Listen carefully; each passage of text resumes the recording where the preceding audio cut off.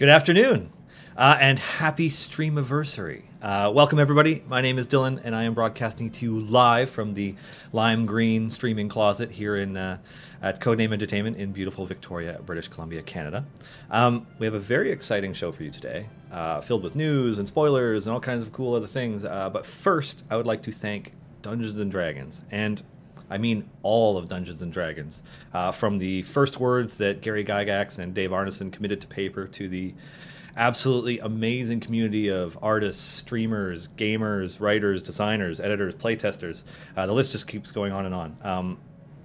D&D is the reason we are all here, and for our first ever streamiversary, the first thing I want to do is acknowledge and thank Dungeons & Dragons for everything it has contributed to our lives, and the people whose passion keeps it going.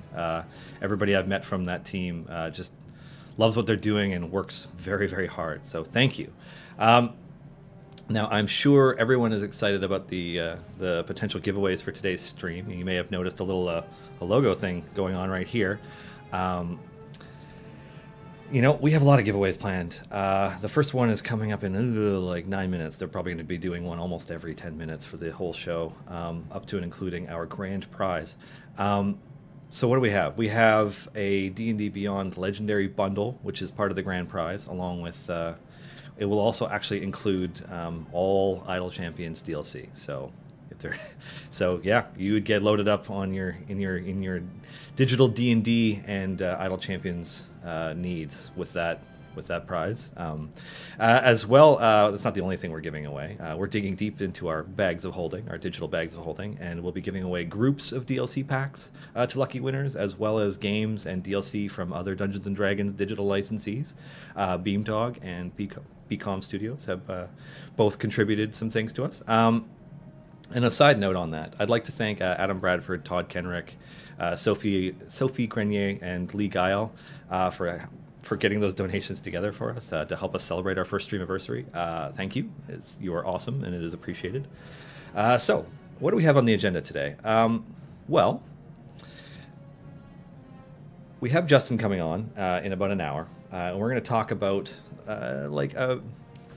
as much of a winter roadmap as we can put together. We have a lot of things on the go, and some of them we are now ready to start talking about. I know a lot of our discussion in the recent Q&As has revolved around upcoming features and things that we could have gotten to sooner, maybe.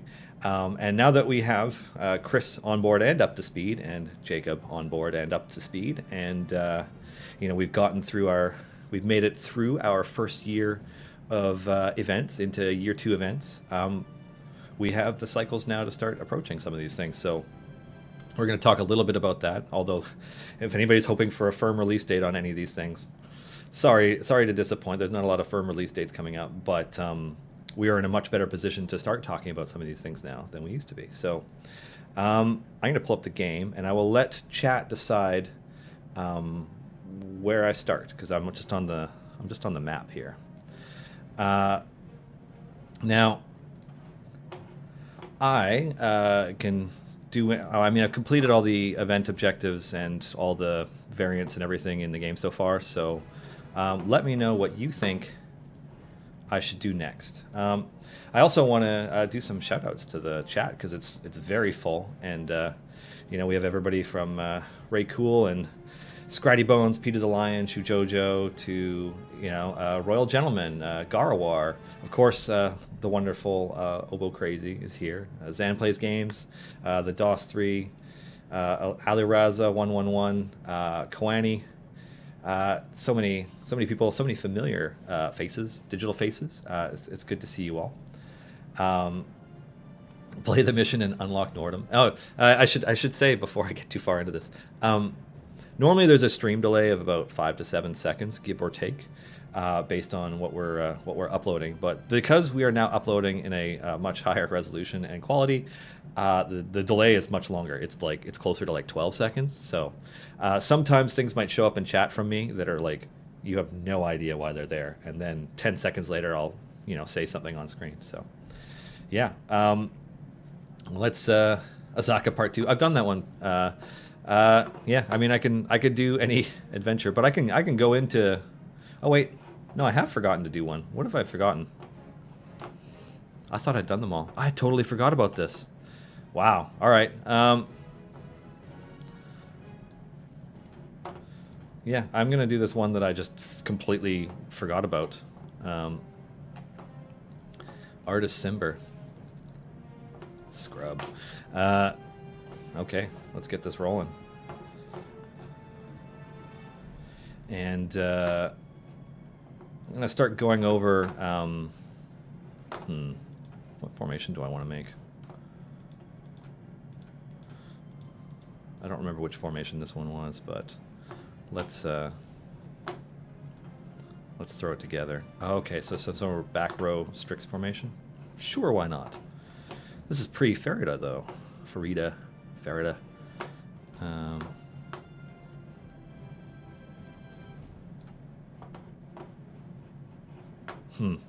I don't even know what to do. I haven't tried a Tomb of Annihilation thing in quite a while, apparently. Cool. Tiefling formation, huh? All right. I'll start this. You know what? Maybe I will even...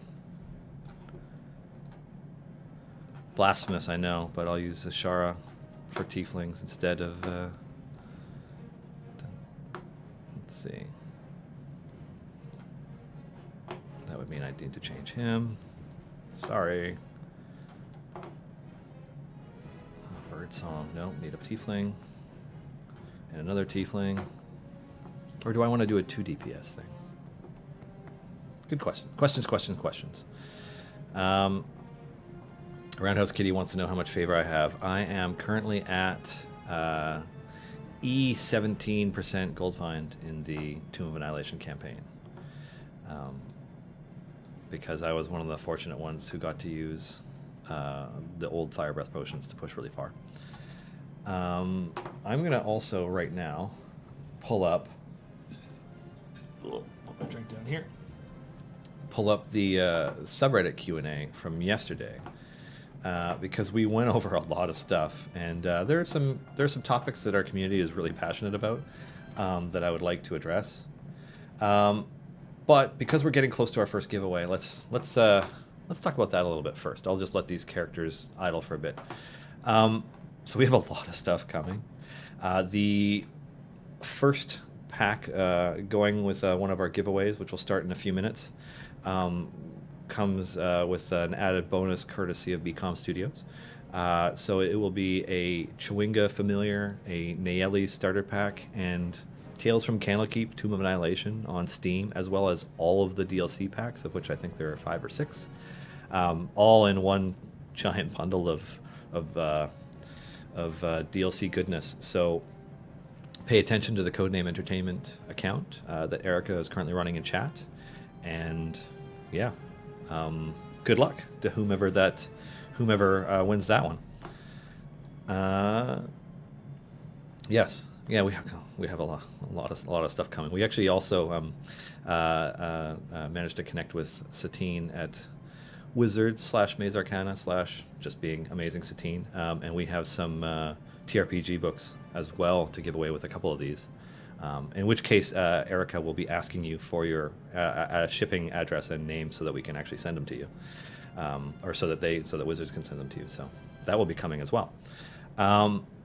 Those wondering what the code in the corner of the screen there gives this week, it is a gold supply chest, and not one of the supply chests from the High Rollers promotion that's currently in game, but the gold supply chest from the weekend promotion a few months back. So 6 pieces of loot, all of which are like contracts and potions, and I think they're at least all rare as well. I could check actually. I will check right now because I have one. So you'll get one of these.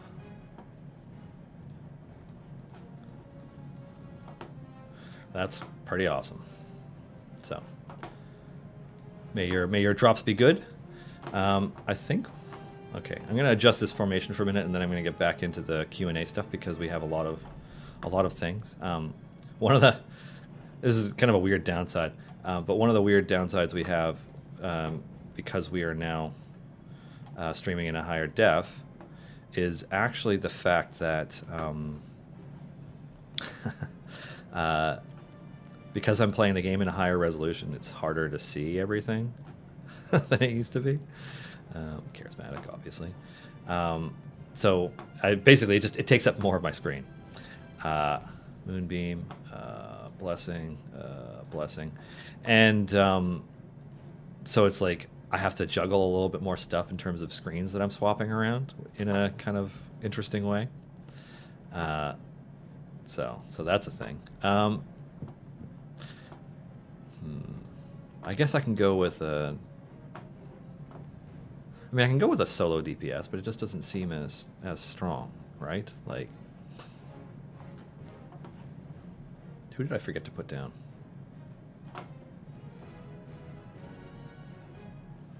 Deacon's there, Celeste's there. Nelly, Calliope.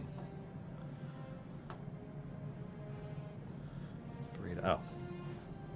Plunk. Casters are at the bottom. Okay. Will Hitch do more? Yeah. This is kind of a weird, janky formation, but hey. No, correct me if I'm wrong, but don't. Yeah, that's what I thought. Okay. This is a weird formation. I've never done this one before, but I'm going to try it out.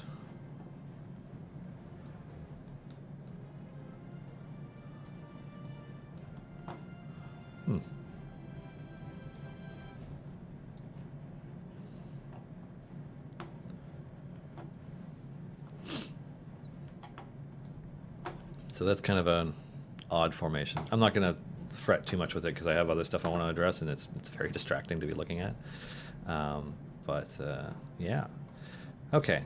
So let's see. What do we have for... I'm just going to go through a couple of these questions before getting into the Q&A stuff. Very cool. Did somebody say spoilers? Yeah, we're going to talk about some stuff that's coming. I kind of want to wait until Justin gets here for a bunch of it because, you know... Justin hasn't been on stream in a little while, and he's working on some of this stuff right now, so he can speak to it better than I can instead of me just teasing it outright. But yeah, we have stuff coming. The DOS 3. How far along are you in High Rollers? You know what? I actually haven't checked since last stream. Oh, I can claim silver chests. And what else can I claim? No, that's it. Yeah, having already completed High Harvest Tide last year. I don't. I don't have a lot of extra missions to do. Alrighty. Let's see, Scratty Bones. When you put familiars out, do you put the squishy-looking ones in behind the tougher-looking ones? You know, I always use the same ones on the battlefield area when I put them down, and it's always I always put the fairy dragon and the pseudo dragon up front. And then the cute ones, so the Chwinga, the cat, the Almirage. Never the fairy though. I don't like the fairy. Just cause. Nexist 1. Nexist? For a new player who just started, is Farida the best DPS? I can't find anything else close to using her as main DPS. Farida is a fantastic DPS who gets a lot of modifiers and does really well. If you started playing Idle Champions in the last couple months and you haven't used time gates to unlock many other champions, specifically Strix and Barrowan, there's a very good chance that Farida is your best DPS. She is an extremely strong DPS. She probably has enough modifiers to be maybe the best one on paper if you have other tieflings in the formation. So yeah, she's very, very good. But at the same time, I don't know that she can compete at all with the old Strix and Barrowan under combination. Or should I say Strix Beestinger these days? Strix Beestinger and Barrowan under, just because Barrowan is categorically too strong and offers too much buffing for slow attacking champions. So, you will never grow. Okay, you will never know, I think is what it says, but it's like just kind of. I kind of failed at phonetically doing that. Do I need to pay money for older characters? You can. That is an option. The ways to unlock champions are, to play during their events and unlock them, to get them the opportunity to unlock them through a time gate, or to pay money through the shop. So, 3 options. The playing during a specific champion's event is always going to be the best way to unlock and equip them because you can earn chests at a pretty decent pace. Certainly with the way that we are approaching year 2 events, make it even easier to earn equipment for a champion during an event. So that'll probably be the best way. That being said, if you have the spare money to spend in the in-game shop, either during the event or when they pop up in the shop on a sale of some kind, you can deck out your champion that way. And then time gates won't provide an adequate way to unlock and equip a champion up to the point where they're competitive with everybody else you have, except maybe Barrowan. You know, we're looking at that. I don't know how we might change it if we do, but we're looking at it.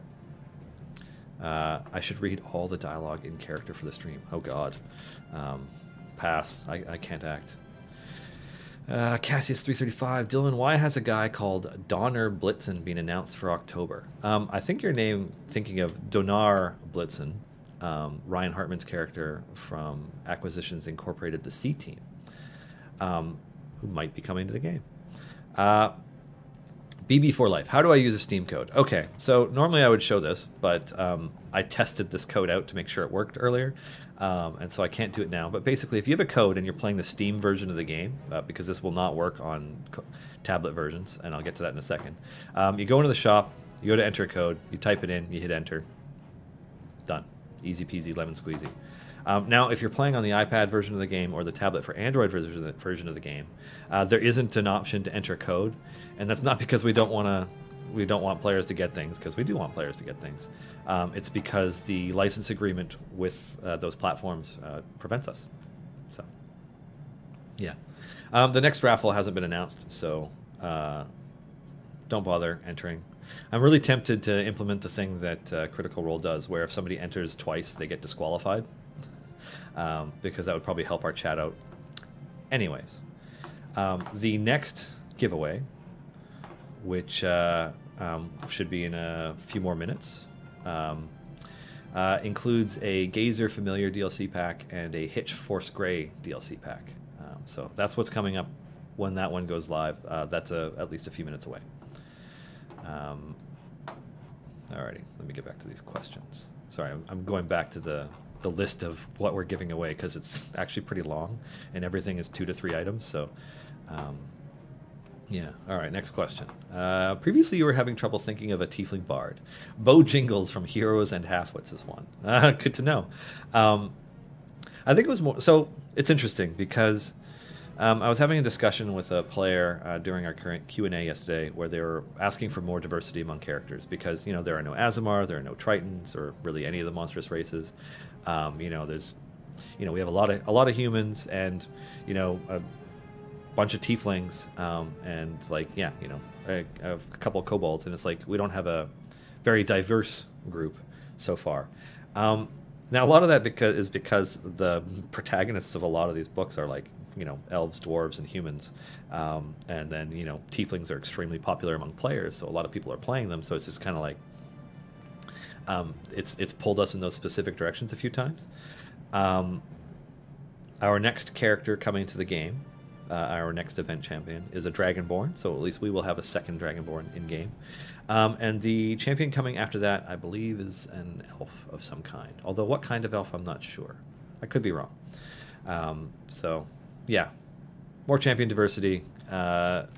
Maybe someday a tiefling bard, because for all those Deacon Farida formations, but not yet. What else? All right, back to this Q&A thing, because we've covered so much ground. What did we talk about? We talked briefly about, which is to say a sentence about from me and then questions from others, about the offline gold gain update, the tank gain healing update, and the champion balance updates. And I will let Justin speak to those when he gets here, because he has things to say about them, and I really don't yet, because I know nothing about it and can't speak to it with any kind of authority. We also talked about upcoming champions. So there's a Dinar Blitzen coming, Dragonborn Narcissist, that fans of the C team may be familiar with, coming soon. And then as well, there's a list of characters in our Q&As that we talked a bit about and announced even on stream. including Vlanya Umvarar, Satine Phoenix's character from Sirens of the Realms, Paulton Seppa, Nate Sharp's character from Dice Camera Action, as well as Neris Cathan, created by Jim Zub for Shadows of the Vampire, the Baldur's Gate comic series, are all in development. No firm release dates on them yet, but they are coming. And yeah, can't really get into those too much yet. What else can I spoil? We have another update coming next week once High Harvestide 2 ends.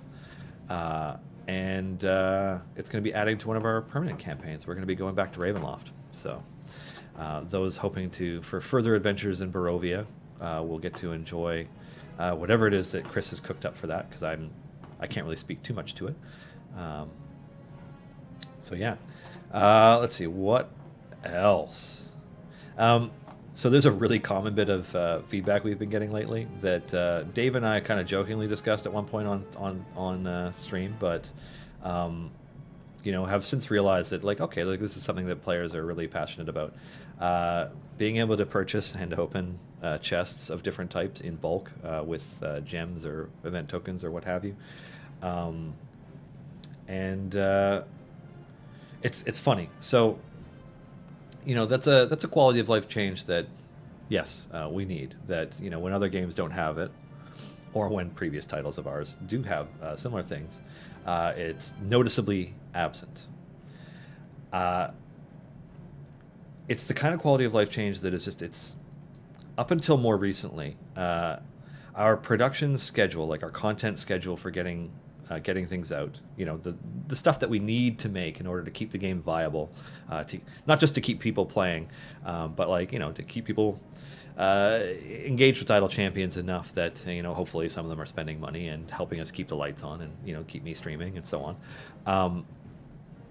That is like, that schedule takes precedence. Like, we have to be focusing on it at least a very consistent cadence in order to keep a free-to-play game alive. It's just the reality of it. And so, up until more recently, because we were inventing all the events from scratch and we were creating a large amount of art resources and then tech for our developers to develop and so on, we didn't really have what we would call free cycles to tackle a lot of needed quality of life updates, as well as, you know, some major content and update related things that we wanted to do, like you know, like tanking and healing.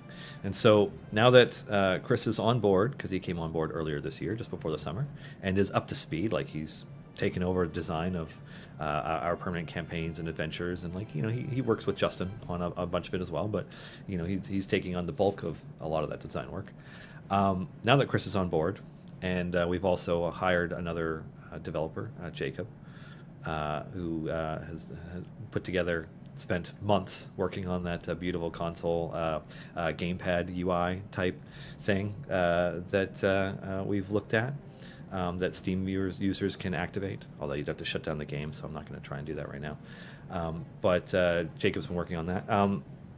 We're now reaching a point where we can start tackling these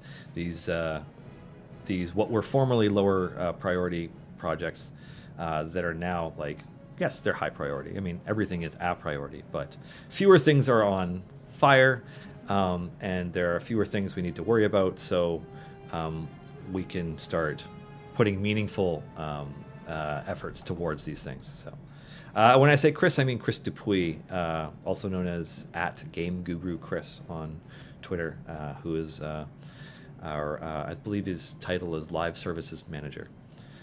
So he's the Chris of Blame Chris, unless you watch Dice Camera Action, in which case Blame Chris is actually Chris Perkins. So yeah, quality of life updates will be coming. We'll be talking more to that kind of thing as those updates come up. Let's see, what else did we get? A lot of players asking about when missed golden epic equipment cards could be, you know, purchased or earned or what have you, because they missed a weekend promotion or they joined the game too late to get something or what have you. We plan to add them to the game, but exactly how we do it hasn't been 100% determined yet. The obvious answer would be to just throw them in the store with some kind of sale or something that comes up. But and that might be the route that we take, but nothing's been decided around it yet. We hear you. We know that you want them. We will bring them back. What else? Oh god, my phone's vibrating. Oh, it's from my wife. She is working through lunch. Okay, cool. Let's see. Lots of UI related feedback that David loves to get, talking about everything from making it easier to see the health bar here, like I'm mouse overing it. And like it's easy to see when no enemies are attacking your tank, but it's very difficult to see when enemies are up close, which is when you most want to know when to time things like Celeste's ult. So yeah, that is on our agenda at some point to tackle, as well as numerous other things. Because I mean, our UI, like, well, I mean, those of you who have seen our Gamepad UI, like, aesthetically, it is a significant step up from the base game UI, and it includes a bunch of art that isn't even featured in this UI, like the character portrait headshots as part of the champion selection menu at the bottom of the screen. So we will get to that, at some point. There's a lot of talk around things like silver event chests and gold event chests dropping from bosses, and I'll let Justin tackle that question when we get to it.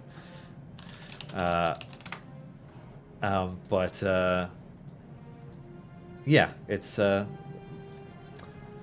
we hear that players want to be able to better unlock equipment for and gear up their event champions outside of events in a free-to-play sense. And that's a balance that I can't really speak to, because Justin and Dave are the experts on that. They're the ones who have been making free-to-play games for the last decade. Yeah, we'll see. We'll talk about that one.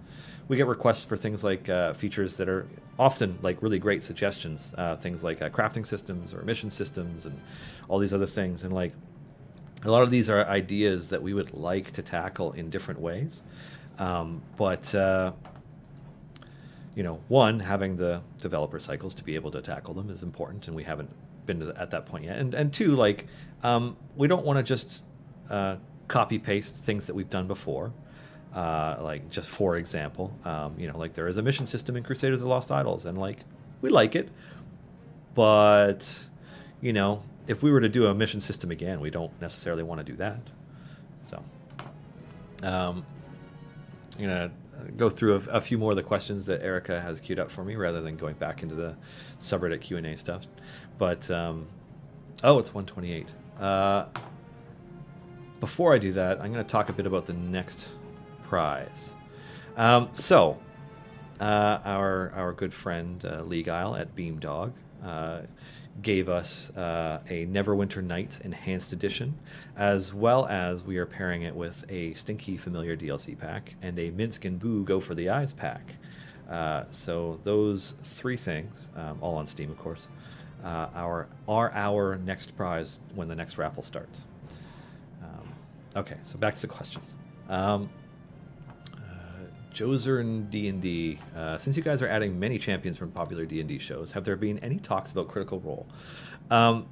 People ask us about Critical Role a lot. No surprise there, because, yeah, I mean, to say that Critical Role exploded on the scene and has become a dominant force in the world of D&D would be putting it mildly. Yeah, we have... I think it would be absolutely awesome. It's something that I'm sure we would love to do.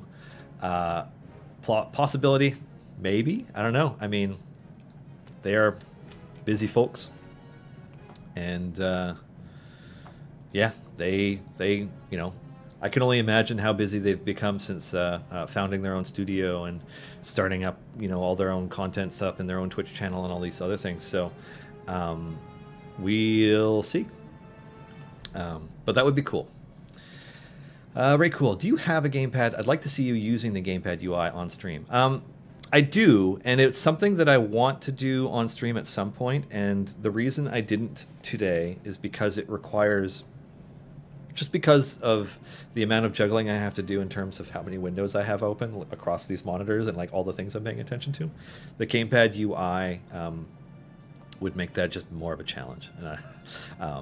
And it's all I can do to remember every few minutes to talk about what the next giveaway is going to be. So, but yes, I will totally show off the Gamepad UI because it's awesome.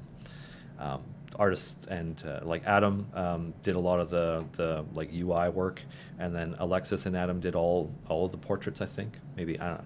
And then like it's just to overhaul a significant amount of the aesthetic, and it looks fantastic. Alrighty.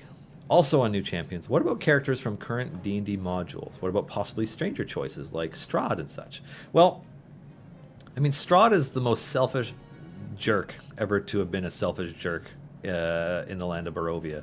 So while we are visiting the Ravenloft setting and I believe it's a demiplane that Barovia is in as part of the Grand Tour of the Sword Coast campaign, the possibility of unlocking or having a version of Strahd in your champion formation is pretty slim. He is as antagonistic as antagonists get. Now, that being said, there are other really cool characters that I could see showing up in our game in different things. You know, Azaka was a pretty unconventional choice, I feel, just because you don't often think of your guide character that shows up in your campaign that many parties might not even choose, although mine did, I think, as somebody that would actually be one of the champions in the game. But we really liked how that fit in, and we will be making choices like that again, for sure. The next Evergreen champion is a unique choice, I think. PTG 1204. I have a question about quest difficulty. Uh-oh. All of my non-completed quests say that they are green and labeled easy. However, I am unable to complete them even though I have all the champions. So, TLDR, our difficulty rating system needs an overhaul. It's been on our to-do list for quite a while. It's been a relatively low priority, just because, I mean, it's inconvenient and it's irritating, but to date, there has always been something more pressing, like our memory-related issues, to tackle. So it's just not something we've gotten to. But yeah, Justin has a plan around it. I'm not quite clear on what it is, so I'm hoping we can do that sooner. But yeah, our difficulty ratings are inadequate. Scratty Bones. Open a studio in Nova Scotia. We can get bevs and talk games industry. Hey, hey. You know, I've never actually been to Nova Scotia. The furthest east I've been is Montreal, in Canada, anyways. That'd be like from one coast all the way to the other. Like, what is that? How many miles is that from Victoria to Nova Scotia? That's far. Now, that being said, we plan to participate in a number of PAXs coming up, as well as Gen Con and maybe Origins. I don't know if they're firm for next year, but like very likely. So, I don't know, maybe we can connect at one of those.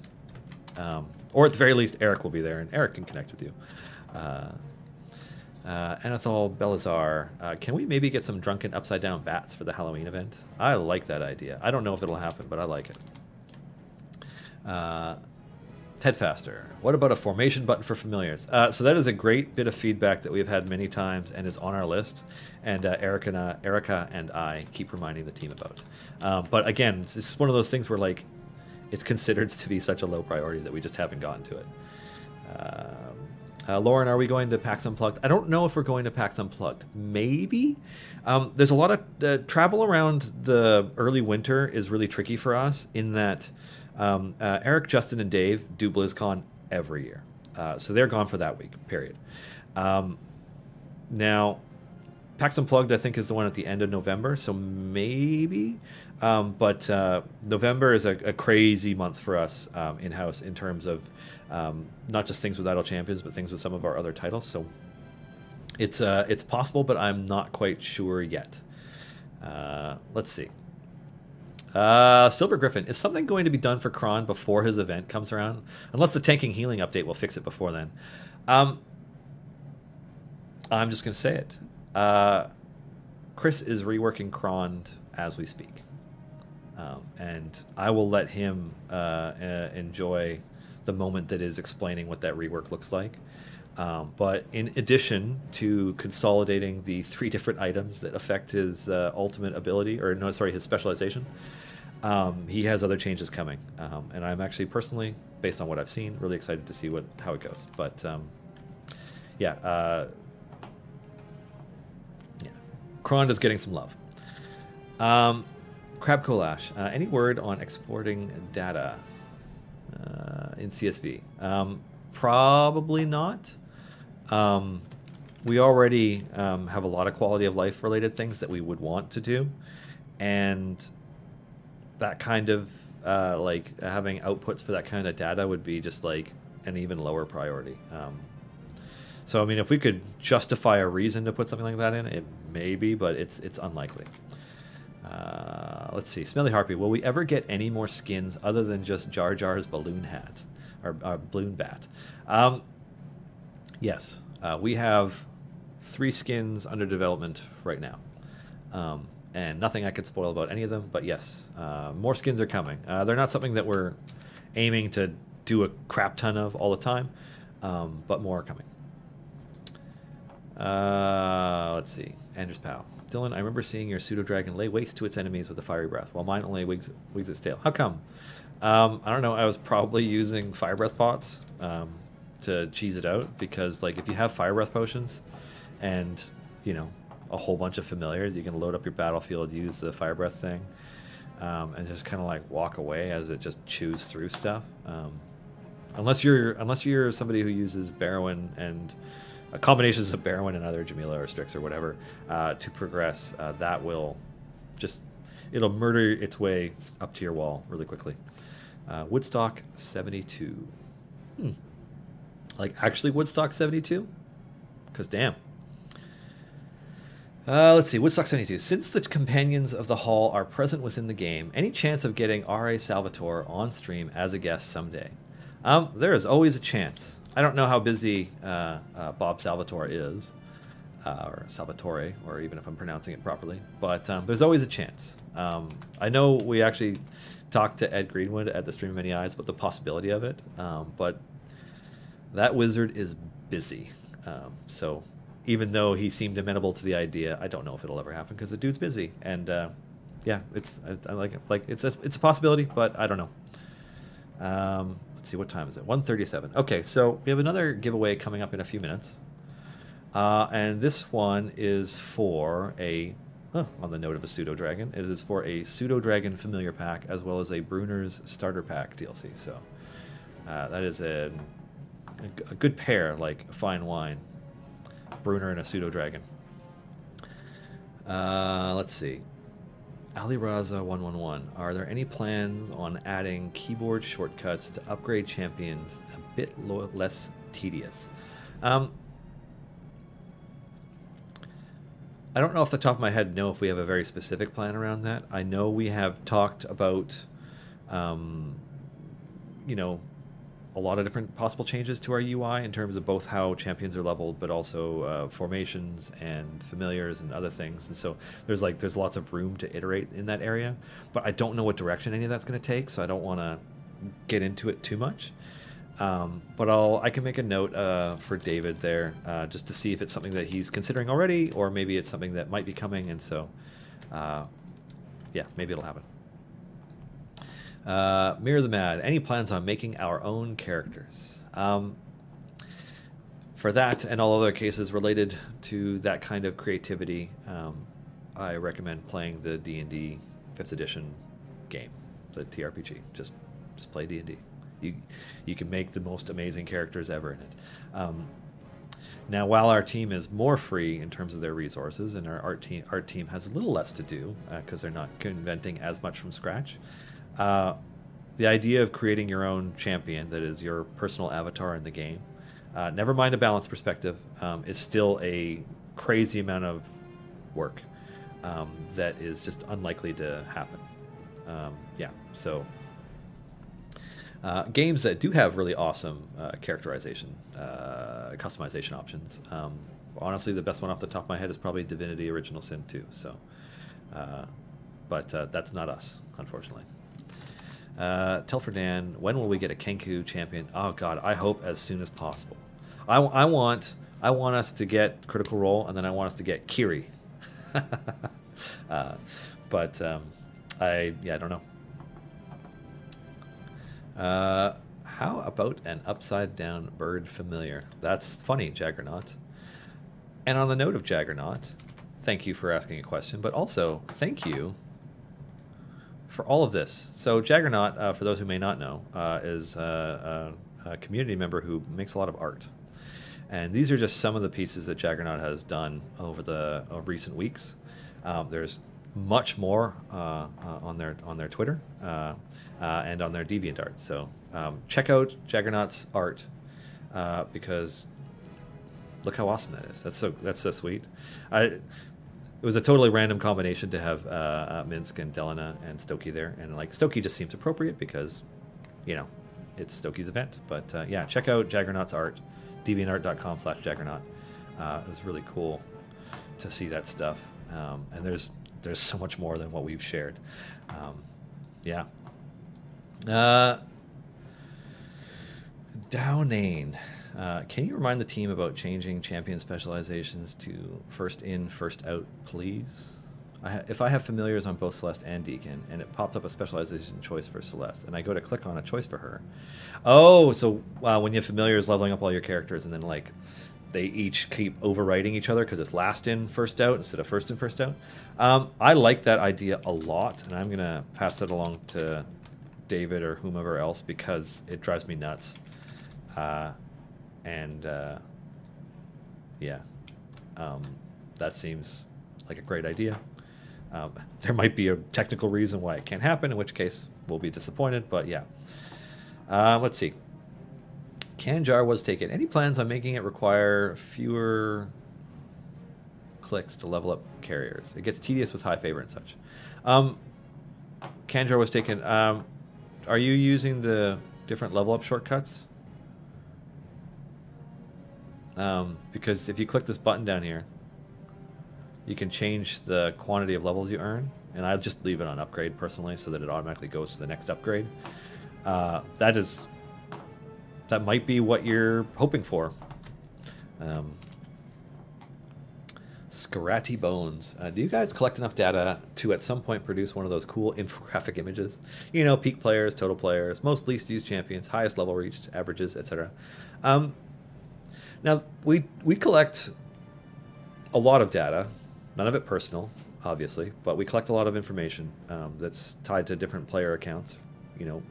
And so we have that information, but I don't know that we have anybody who has the time to do that kind of data analysis and give us those numbers, because everybody is so focused on the tasks that they're focused on. Not to be vague, but I can't spoil anything.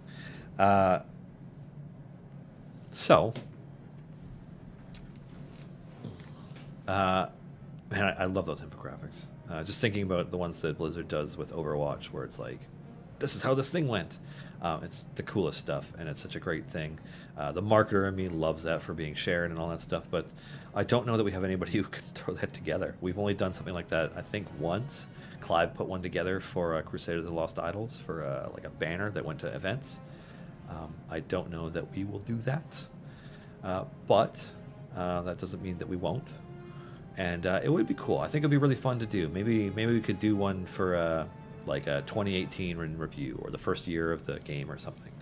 Because we've got some pretty cool statistics. I mean, we're the most played idle game on Steam and the most played Dungeons and Dragons based game on Steam. So that's pretty cool. But we weren't always there, obviously, and we built our way up to that point. So yeah, that'd be a cool thing to know.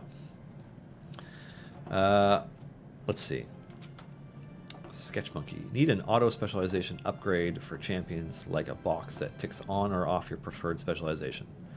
That's an interesting topic, because that would address the previous thing about the first in, first out instead of last in, first out for champion specializations. If you could just toggle one when you select it, like select this automatically or select this with familiars or something. So I'll make a note for David, and like maybe when we do get around to doing something related to this, we can incorporate that in. Maybe not, but maybe we can. Artificial Moon, non-question. If you get a GIF, please make it Warrington Munt. Yeah. Chris Perkins' characterization of Warrington Munt is one of the highlights of Dice Camera Action for sure. Oh, that would be great. I hope so. And he would have a gun, which would be sweet. GIF are so fun. Let's see. Magenta shirt. Suggestion, Binwin needs a friend and to be alive. How about a familiar for him? Like Crowy with lots of skins. Did Corey or Scott put you up to this? A magenta shirt. God, we love watching that.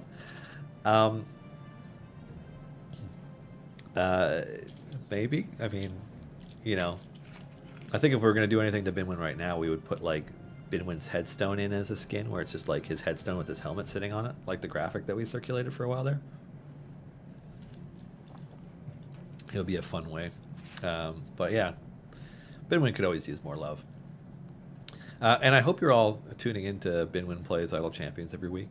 Not just to be like, oh, Binwin, but I mean, the Binwin himself and his sidekick Crowy, formerly Corey, a level 9 business guy, but now just a business crow, are a blast. They're so much fun.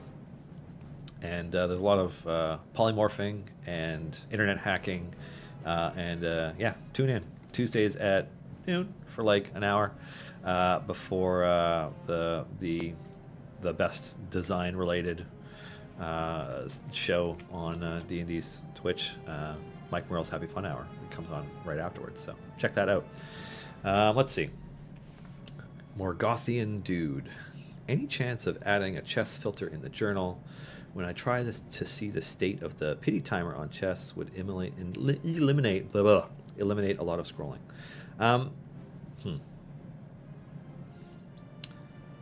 So we've had a lot of feedback related to our journal over the year now, because we agree that it could be built in a better way to make it easier for people to look for information. Oh, excuse me. And then also be, you know, possibly a resource to like look up dialogue from previous adventures, etc. We're not really sure how we want to tackle that project yet, especially, you know, while we are beholden to having content coming out so people keep playing. You know, it doesn't mean that we don't like quality of life updates or that we don't want to do them. But I'll let Chris speak to that probably next week, so that we can start being more communicative with the community about when we can tackle things like that. But yeah, the journal could use work. Let's see, what else? Lost and Damned 1. I am waiting for Paulton to complete the Waffle Crew. You know, it's funny because we're often waiting for Paulton too. Nate Sharp is so busy, everybody. Nate Sharp is busy. He's busy, busy, busy. Yeah. Long story short, busy. Paulton is coming to the game, but Nate Sharp is busy. Let's see. Next question. Oh, wait, no, it's 148. I'm going to, let's see. We just did the Pseudo Dragon Familiar and Bruner Starter Pack DLC. So, the next one coming up is a Black Cat Familiar DLC pack, our, I believe, lowest tier Familiar, as well as a complete Force Grey pack, which is our highest tier DLC. So, that's coming up next. Wait for Erica to start the raffle before entering raffle. Because if you do it now, nothing happens. You're wasting yours and everybody else's time. So wait until it actually starts, then start it. Let's see.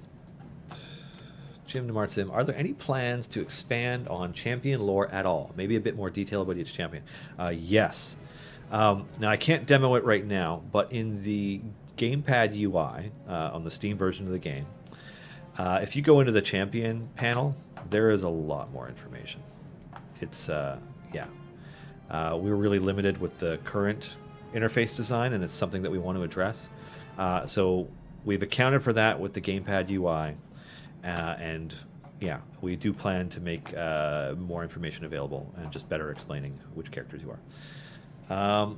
Kitty Kitty Big Butt always has the best questions. What current champion would you, Dylan, like to be the alternate skin for?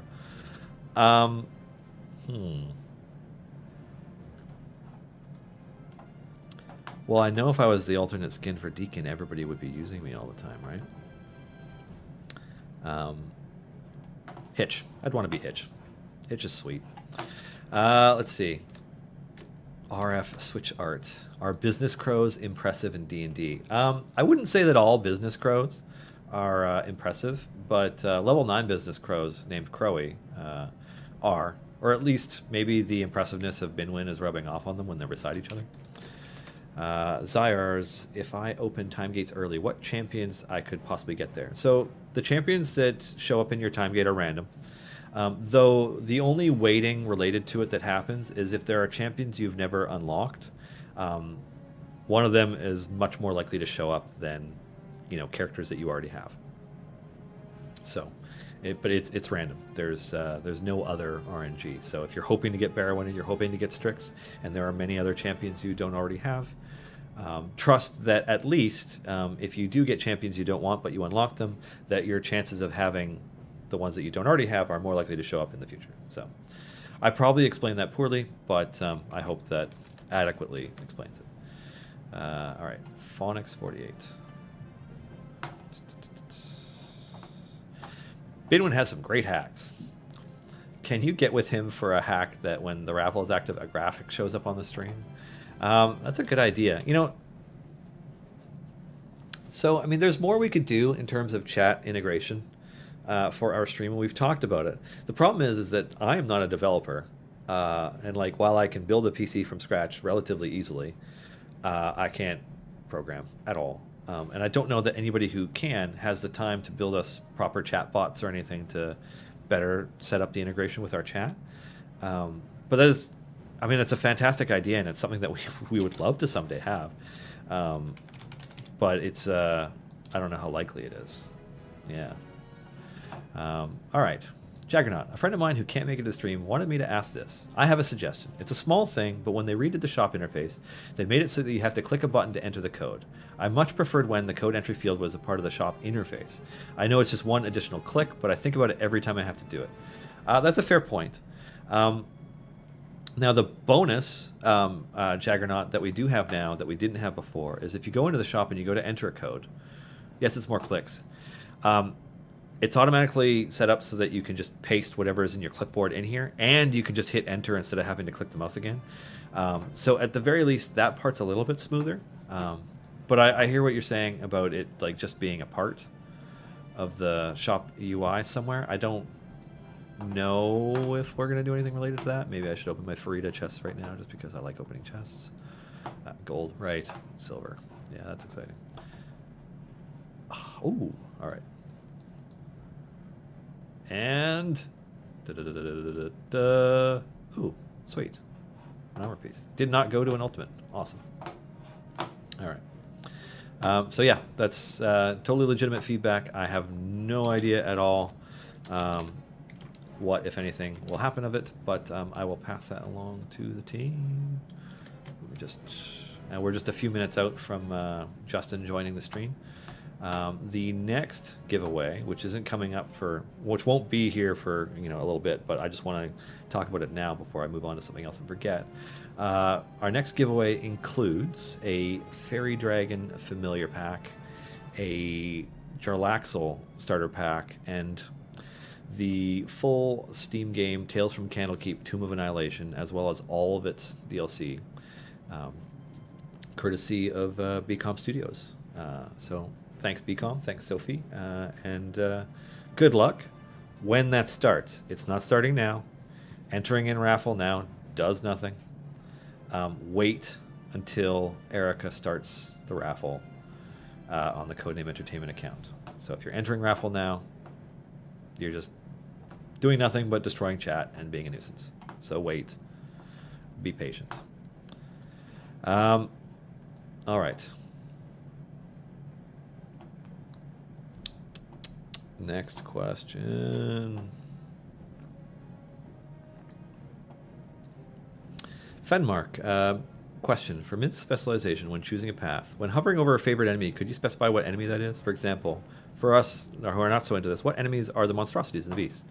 So you'll be happy to know that you can actually mouse over enemies on screen and it will tell you what type they are. So if you're having trouble picking which one for Minsk, monstrosity. In addition to that, when there is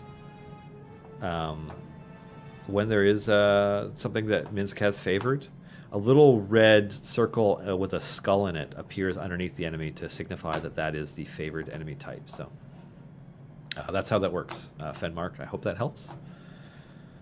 Pedro Asani, can I trade chatbot skills for golden epics? I like that you asked the question. I don't know, but I like that you asked the question. The Duck again. Hey, welcome, Duck. Question 1, statistics. Question 2, replay old variants. Question 3, what do people need to help solve the memory leak puzzle? So statistics and replaying old variants are things that we want to include. Statistics being a quality of life thing, replaying old variants actually being a part of a update that would probably be next year, related to a major feature for the game that we're designing mentally at this point, but aren't close to the point where we're going to start making. And then as for the memory leak thing, if we knew what we needed from our players for that, we'd tell them. David's been working on it now for days, so he's been going over the code meticulously to try and figure out what's causing it. It's not consistent across players or operating systems or interfaces. So yeah, if we knew what we needed from you, we would say. The best bit of information is if you are having an egregious memory leak, which is to say, like, the game is using more memory than Chrome. Like you're getting into multiple gigs and higher of memory usage. The information we need is like, what are you doing in game? What is happening when that happens? Like, are you farming at your wall? Are there a ton of clickers? Are there speed potions? Are you, like, I know at least some players are using things like a cheat engine, which you shouldn't be, but, players are using scripting and other things to keep things running, like, to play the game that they want to play it. Is that happening? Like, the more information we have in that context is helpful, but for the most part, we don't have a specific thing that we can ask for that we need. Manual turret. Feature requests. Can we get a formation planning interface? The best thing to do there is to just move back to like area 1 or just even a few areas back and just start moving champions around to have a look and try things out, because every time this comes up, that's the answer that Dave goes to, which is to say that I don't think that just putting in a champion testing interface is something that he wants to do, or even really sees a use for outside of just go back a few areas to when the enemies can't even hurt you, and then do any work you need to do in terms of like trying things out. Have you thought about a flying weapon as a familiar? I don't know if the team has, but I mean, why wouldn't we? They're awesome.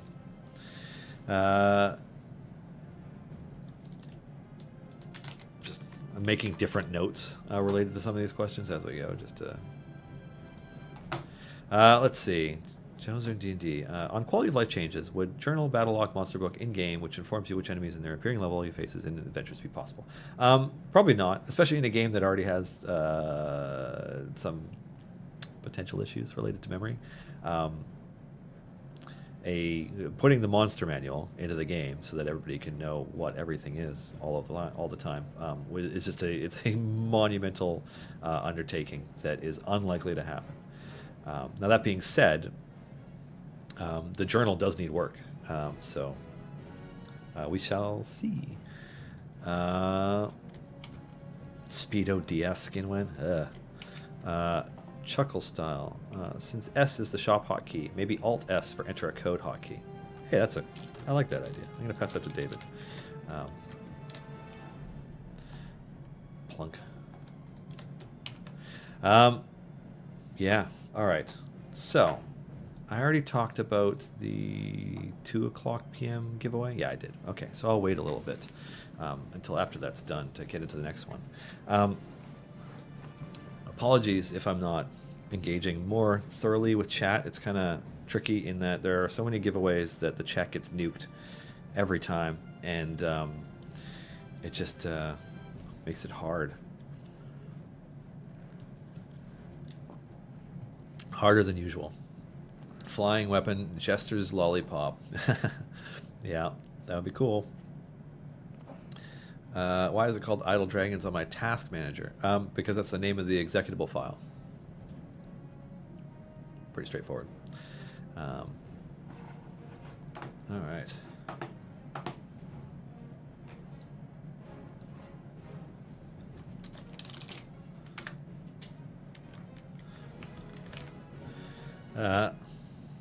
Hello there. It's me looking off camera to our co-owner / person wondering why I mentioned the words cheat engine on stream. Yeah. And some other things too. I took notes. Oh, did you? Yeah. Oh, are they things that I got wrong? Sure. No. Ah. Ooh, here we go. Let me move this closer. Yeah. Ah, now everyone can hear me. Yep. Everyone's doing a raffle, so I'll just say hi, but nobody can read anything because the no raffle one can say hi just back because of the raffle. blows up the chat. Yeah. Hi, everyone. Yeah. Oh, hashtag raffle, or exclamation mark raffle. Right back at you, raffle. I feel like sometimes we could sing the song that they do on Sirens of the Realms for Hey, that, Canuck except Monkey. that I can't sing, so Hey, Oba Crazy. yeah. I'm trying to catch people as they go by. Hey. Time? Narpar? Oh, Anathol Belazar. Moonbeat. Oh, God. Okay, lots of people are saying hi now. Yeah. All right. Garward did a hashtag blame Justin. Look how wee Justin looks and compare. I just need to not slouch. Yeah. Justin's taller than I am, so, you know. Am I? I think so. Think so. Yeah. I mean, none of us are Corey height, but, you know. Mm-hmm. Or Lauren height. Or Lauren height. Yeah. Yes. But, my wifey. yeah. Yeah. So, what's coming to Idle Champion? No. What? First, what did I fuck up? Let's start on what I fucked up because I probably made some mistakes. Nothing really major. Couple of slip ups. Hashtag spoilers. Yeah, actually, the thing that was most interesting to me is whenever you take a drink of the bottle of water there, it's actually green. Oh yeah, So it goes silver. On stream, it goes like weird transparency Liquidy. type Yeah. thing. Like if we. Yeah. Wow. Yeah. That was really cool. I felt like that was worth mentioning. But it kind of goes gray, silvery, and like shimmers. It just goes weird when it's It's kind of like a cloaking device actually. You put that in the middle, and I put my hand behind it. Okay, let's do this. This is very important. It's like Yeah, it does. It disappears.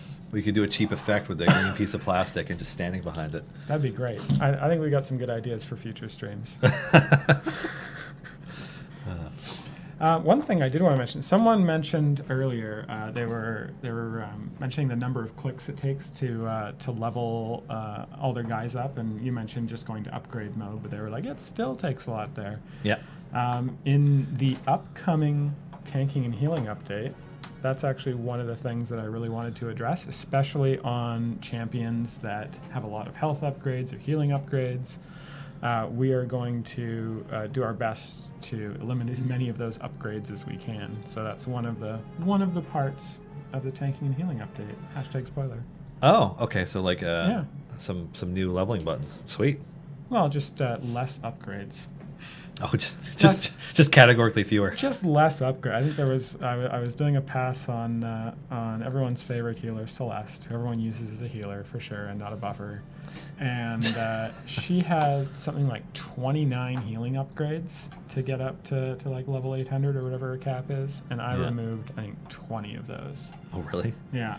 Oh, okay. So less clicks. You're welcome. Cool. Never say I didn't do anything for you guys. That was easy. There we go. Yeah, the button's still there. And I guess the battery's not dead because we haven't pressed it since the last time you were on stream. Cool. Yeah, what else do I got? I guess some people were talking about the Krond rework. I don't remember exactly what you said. He's getting an update. He's getting rework, an update. something. Yeah. He's getting a rework, and that's going to come probably sooner than people expect. Though not now that I've said that. Now it's delayed. End of year. No. But yeah, I can say one of the things we're going to do for that, so I don't steal all of Chris's thunder, is one of the big complaints about Krond is that he has 3 items, and each one buffs one of his specializations. Yeah. So the very first thing we're going to do is we are going to... I'm going to be above my name here. I'm slouching. One of the things we're going to do is merge all of those items into one item and then replace the effects on the other items with more useful things. More damage. He's just going to be a crazy damage person. Sweet. Everyone's going to be doing croned formations as soon as we get this rework out. So get your half-orc buffs ready. Sweet. Before you dive into the next one, because we just did a giveaway, the next giveaway, thanks to the wonderful Satine at Wizards of the Coast, we have a player's handbook book, like an actual legit book. So when Erica messages you, you'll need to actually give her your shipping information. That's amazing. As well as a Calliope Force Grey DLC pack, and a Chwinga Familiar DLC pack. So that'll be the next one when Erica starts it in the chat. So don't type in raffle now as soon as you hear this, 12 seconds after I've said it. But actual book, yeah. So That's awesome. When that starts, join in.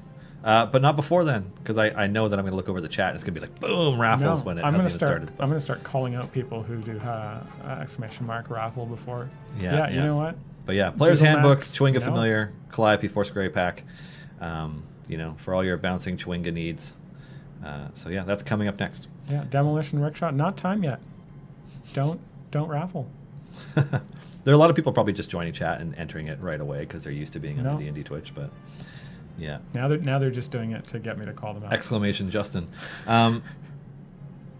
So, Kron's items being adjusted. Yeah. Adjusted. What else is coming?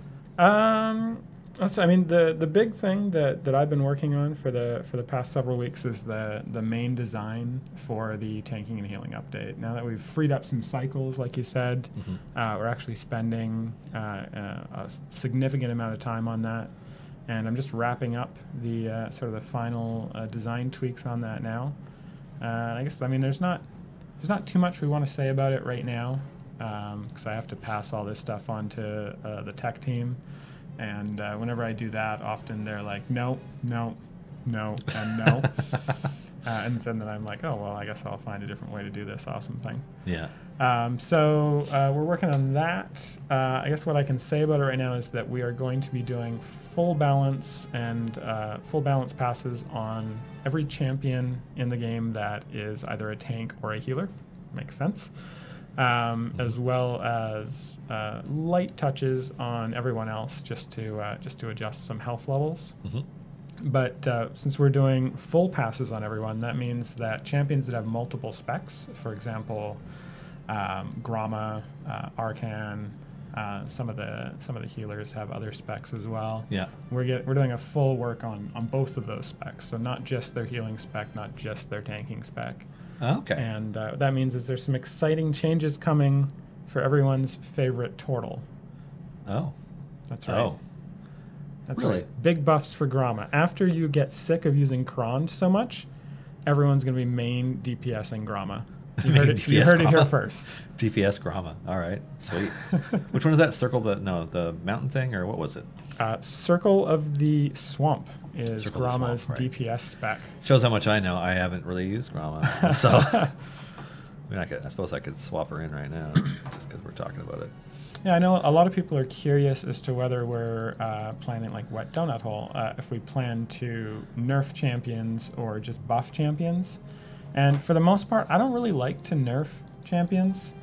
I would prefer to buff everyone up to sort of the top level, with the exception of Barrowin. Well, yeah. So we've actually had players call out for nerfing Barrowin lately. Yeah, use Barrowin while you can. Pretty soon, no one's going to be using Barrowin at all. Like at all? No, just into the gutter. Yeah. Wow. Subtle. Not that bad. No. We are not nerfing Barrowin that much, but we are making some changes to Barrowin.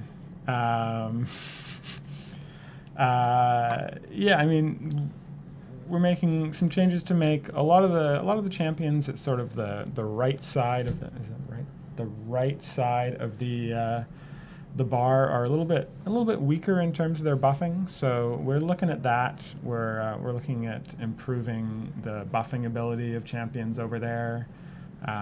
We're doing a really awesome rework of Arcan. I mean, you're not even gonna recognize Arcan. It's like, you know, just we're gonna cut pieces of Arcan off and replace them with the other Death pieces. Saves edition. Yeah. Arcan's going to be really fun. I'm really excited about his rework. Barrowin's actually getting some really interesting adjustments around... Adjustments around, obviously, her hammer stacking, but also her ultimates getting some cool changes. I mean, there's a lot of really cool stuff coming, and we will start to talk about it more probably towards the end of the month, which is not to say that it's coming out at the end of the month. I did not say that. Don't say that I say that. I didn't say that. But we're going to talk about it more towards the end of the month. Cool. Sweet. I see there's a raffle. Checking that one out. Yeah. And by I see there's a raffle, I mean the chat disappeared, so there must be... What's an Arcan? What is an Arcan? That's the only question that made it through. Arcan is the most amazing, most powerful, most destructive Dragonborn paladin that exists in our game. Currently. Though right now he's not very destructive. Or powerful. Yeah. But he is in the game. Yeah, I got nothing to add to that. That sounds sweet. Cool. Let me talk about some other stuff that's coming. I guess we'll get to questions eventually. But some of the stuff, we've also got a bunch. I'm hiding behind my mic. We are looking at a bunch of quality of life things, and I personally have a list of quality of life things that I'd like to get done. And by saying them on stream, it now pressures Dave and the rest of the team to actually do them, because I've mentioned them on stream. So this is my plan to get them done. So if any of you have tried out the Gamepad Ui, you will notice that if you hit the left, if you hit the left trigger while you got the Gamepad UI, it shows this cool overlay of your formation that shows the percentage of damage that everyone's doing and their DPS in a much more clear way, or their damage in a much more clear way. I would love to do something similar in the mouse and keyboard UI, and be able to show off relative DPS as well as sort of the upgrades that are affecting them and how effective they are in this version. And so that's something I'd like to do. A lot of people have also been asking for a way to skip cinematics or to make them go faster. And then on the other hand, there are people asking for a way to make them go slower. So I would love to put in a cinematic speed slider. Oh, just a slider. Yeah, and if you put it all the way down to the bottom, which is the slowest, then it would actually just wait for you to click through the cinematics. So people who really want to read them and don't want to idle can do that. And then if you do it all the way up to the fastest, it would just, like, I don't know, maybe just not even show the cinematics, just like go right through. And then you would rebalance running the swords to be like 10 minutes, right? Yeah. 10 minutes, and then like speed potions are locked out. You can't even use them. Yeah. Journal rework has been mentioned a couple of times on this stream already. I would love to do a journal rework, but that's going to be once we get some UI time, and UI time is few and far between right now due to working on the Gamepad UI as well as some other things that we're doing. And then difficulty rating has been mentioned a couple of times on the stream and how it is currently terrible. And yeah, we'd love to make it not terrible. That'd be good. Cool. How would we approach that? That's a good question.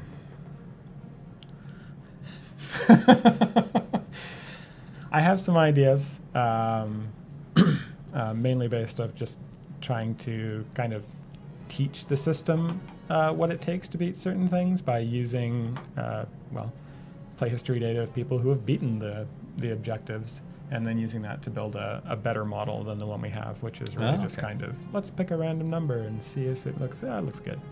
Okay. Yeah. Cool. Yeah. Now that we have a moment to breathe, because we have a lot of questions saved up for you. Yep. I'm done. Enough that we definitely won't get through them all. I'm done with my talking. I'm just going to lean back. Yeah. The next giveaway, now that the last one is over, and I think it's over. Yeah, it's over. And congratulations to whomever won that. The next one is for a Pseudo Dragon Familiar Pack and a Tyrrell Force Grey DLC pack. So that's coming up in like 5 minutes, 6 minutes. Pseudo Dragon's one of my favorite familiars. Yeah, it's pretty sweet. I like the way it bonks its tail on the ground. So back to the questions. Yeah, this is you. That's not very many. It's not bad. You said there were a lot. That's only 4 pages. Yeah. Apparently 38 of them. All right, skipping on to number 2. Let's see. Any update on what the expected behavior is now with expired potions of fire breath versus armored opponents? That's a good question. So the way that armored opponents work now is that you can do a chunk of armor damage to them with clicking every 5 seconds. And you have to, the amount of damage you do needs to be greater than the armor chunk. So if your click damage is greater than what's required for an armor chunk, you'll be able to take one off every 5 seconds. I believe that will, for expired potions of fire breath, I think only the largest one would do that. I guess you have to, most of them are about 20 chunks, so it needs to be 2% or higher. Yeah, I'm not sure which potions of fire breath do 2% or higher, and I'm honestly not even sure if it does work. We nerfed the potions of fire breath, and then I just kind of stopped thinking about them. So, yeah. Well, players have stockpiled some, so. Yes. You players. Oh, yeah. You. A person whose name I'm definitely not going to try to read wants to know what the level cap for shiny item 6 is. So I guess they're wondering when you stop getting cooldown. Yeah, I don't think we take into account the shiny or gilded level of things for the level cap, so it would be the same as a non-shiny version. And I know that would make the bonus bigger than it should be. So, yeah, we'll have to look at that and see what we can do. We do have plans eventually down the road, once we have some more cycles, to if you happen to gain more levels while the item is like common or uncommon, and then upgrade it to rare and its level is actually higher than the maximum. We do have some plans to compensate for that down the road, but not as of yet. It's probably a little ways away because it's a lower priority. Okay. Are we at a point yet where we can maybe speak to which slot Dinar Blitzen is going to take in the formation? No, I think we're going to save that for the Champion Spotlight. For the Champion Spotlight? Yeah. That's fair. Yeah. That's Chris's thing to release. Yeah. Alrighty. Barrowin stacking feels like a bug. Why have you guys decided to treat it as a feature? And will this ever be fixed? Well, I mean, we already answered the last part, but... It will be fixed. It's not so much a bug as just an example of what happens when you multiply really big numbers together. It will be fixed. We're not going to completely remove Barrowin stacking, but we're going to reduce its effectiveness fairly significantly. Okay. Start to finish, how long would you say it takes to develop a champion? It probably takes about, it depends if you're including art time in that, or if you're just talking about design. If you're just talking about design, we usually do like a first design, like Chris will do a first design pass, or if it depends if we're working with a content creator. If we're working with like a YouTube celebrity or someone who plays the tabletop game, we're bringing their character in. We'll have usually a call with them, like an hour or an hour and a bit call with them to sort of talk about their champion, and then we'll email back and forth with them once we've got a bit of a design. And Chris usually whips up something, sort of a base design, and then I will come in, we'll do a meeting and go over it and make changes if necessary, and then we'll sort of stew on it for a little while. We usually try and give ourselves enough leeway that we can spend a bunch of time thinking about it.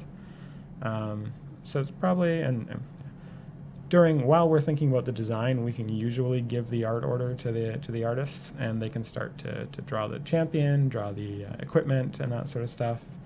And it's probably about a week to 2 weeks, start to finish, in terms of designing a new champion. It really depends on how much we iterate once we've sort of got the design in there. There are some champions that we just like, the first design's awesome, and we're like, this is great. This is totally, it works with everything. And like Frida was one of those where like we came up with this cool idea, we implemented it, and it was like, wow, this is really fun, and this really feels unique. But then there have been some other champions where we've had to iterate a couple of times, because it's like the first time it's like, oh, this champion kind of sucks. It's kind of one of those you don't know until you try kind of things. Exactly. So Sackett would like to know when tablet players will be able to get things like chess codes. Yeah. We'd really like to do that. Like Dylan mentioned earlier, we can't just directly do codes because of the platform. Like Apple just won't approve our app if we put a button in there to put in a code. Because I don't know, because it's Apple. So we need to find a creative solution to that. We have some ideas, but we just don't have the development resources right now to put those ideas in place. But hopefully within the next several months, I'm actually going to add that to my list of things to put in our list of things. I could take the next question anyways. Oh, Ted perfect. Faster asking, how much longer will High Rollers be rolling? It's rolling until literally the end of High Rollers. So they took a 2-week break. So it means the event runs 2 weeks longer. So rather than 12, it's technically running for 14, but it's still 12 episodes. November 26th, I think, is the final episode. Probably. That sounds correct. Let's pull up the calendar. I think it says that if you click on the High Rollers notification. Yeah, Monday the 26th is the last day in November, so that would be it. And then if I pull up the menu here, it should say so as well. Yep, November 26th. And I updated it to say November 26th in both places instead of November 26th in one place and November 19th in another place, just to confuse the heck out of you guys, which is what I try to do as much as possible. Alrighty. Somebody has a suggestion. A blessing for additional damage for a minute after killing a distraction. It's a cool idea. And then, let's see. Anathol Belazar. How do shinies drop in chests? Actually, that's included in if you go to our Steam store page, or you read the blog on the Chess and Potions update, it's actually in there. Mm-hmm. TLDR is like, what, it's a 0.1% chance per chest. Yep. Yeah, every chest will roll to determine whether it wants to put a shiny item in it. It's a 0.1%, 1 in 1,000 chance per chest. There's no pity timers or anything like that on shiny chests, though. Will there ever be anything that buffs offline production? I mean, I wouldn't say no, but we don't have any plans for that. We'd like to, offline gold is actually going to be part of the tanking and healing update. Spoilers. So the idea with that is to make offline progress, at least 80 or 90% of what online progress is, so that when you come back, you've got most of the gold you would have had if you just left the game open. But we really don't want it to be more than 100% of what you get if you're online, because we don't really want to encourage people to just close the game down, because that's kind of bad for us. So yeah. When will Delina be viable? I mean, she's not already? What? Has anyone actually tried to use Delina DPS? Anyway. We'll be taking a look at Delina, or Delina, or... Delina? Delina? Delina, as when we do our big balance update after tanking and healing. When will we be able to purchase previous weekend golden epics? Great question. We definitely want to do that at some point. We were actually talking about that a little bit today. We've got a couple of avenues that we're considering for that. I really like this background, by the way.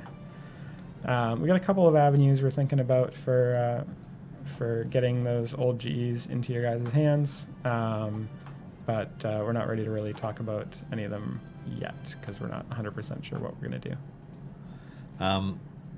Okay.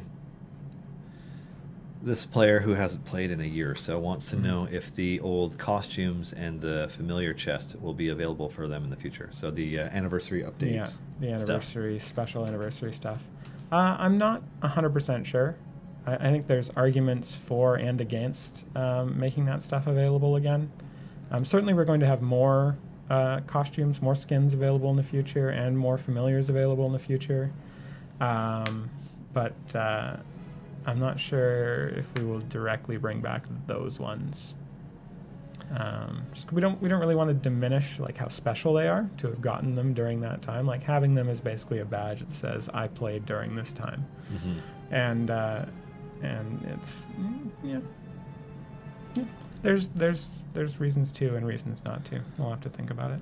Yeah, I mean one of our ideals is to try and be like Blizzard as much as possible because they do such a kick-ass job of so many things, but their annual stuff does not come back for the most part. Yeah, oftentimes it doesn't. Like the if you miss their anniversary mail, right, you can't get that again. Okay, Light Gray Skies wants to know if we could give an ETA on the tanking and healing update. So is there an ETA on the tanking and healing update? Yes, there is.